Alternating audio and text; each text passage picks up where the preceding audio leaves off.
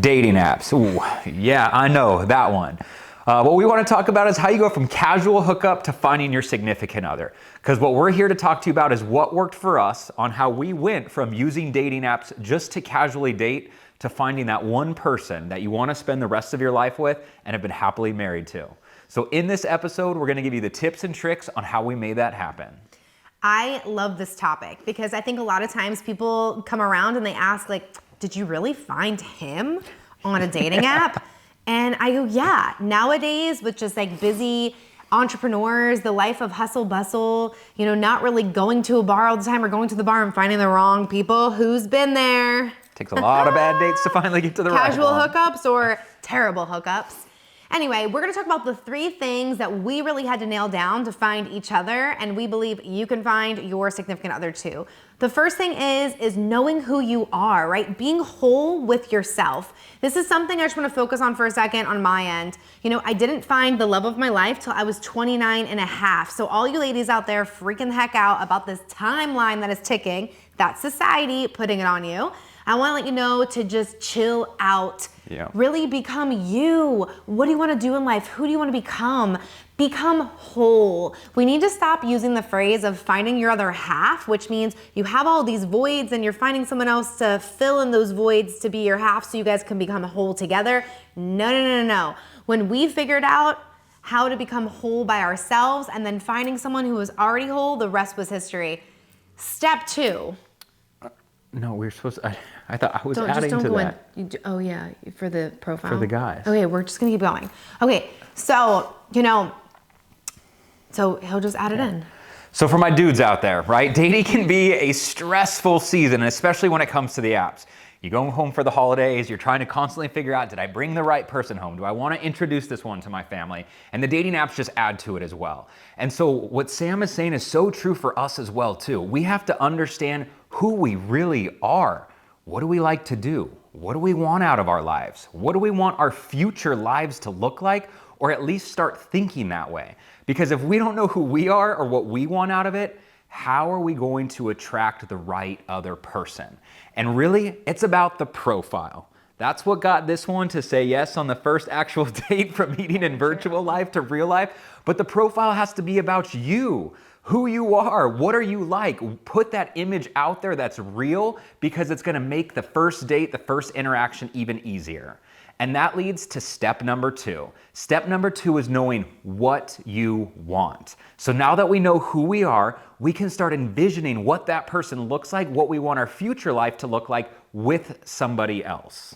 So when he means what you want, it's really who you want. And I think you have to go on so many dates and having so many exes to realize what you don't want, to realize what you want. So what Jeff and I did is we actually wrote a list down before we even met, which was really magical that we both had our own separate lists, right? We thought that was super weird, and 2 weeks into dating, we realized we had each other's the same list, and I said, are you my husband?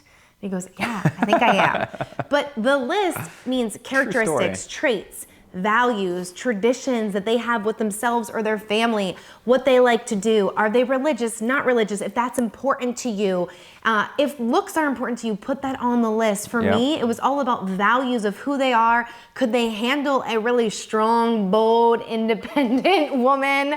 Also, might be able to tell that's maybe her personality here a little bit, huh? What their family life is like, and do they love to travel? Are they just excited and hungry for more out of life? Do they want to have a family? Do they not want to have a family?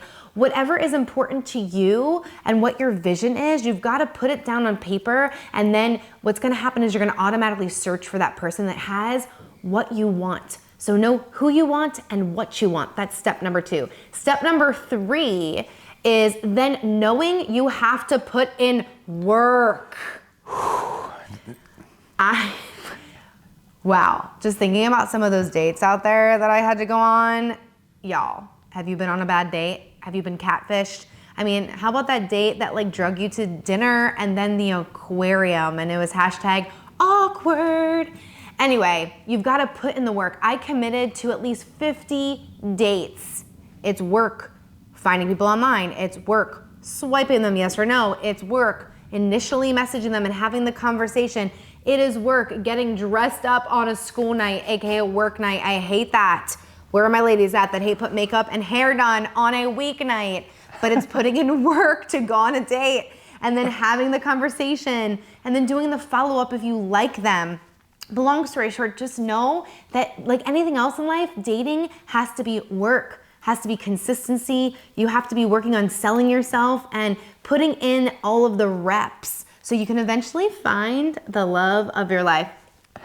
You know? And for the guys out there, we have it a little bit easier on part of that because we don't have to worry about the hair and the makeup, you know, a good shower and you get ready and in 15 minutes you're out the door.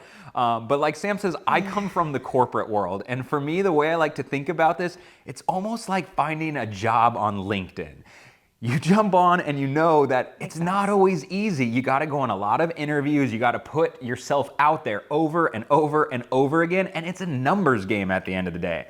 You're not always going to land that dream job straight out of college. You got to have a couple jobs to get there. You got to date around a little bit. And it's similar in the dating scene.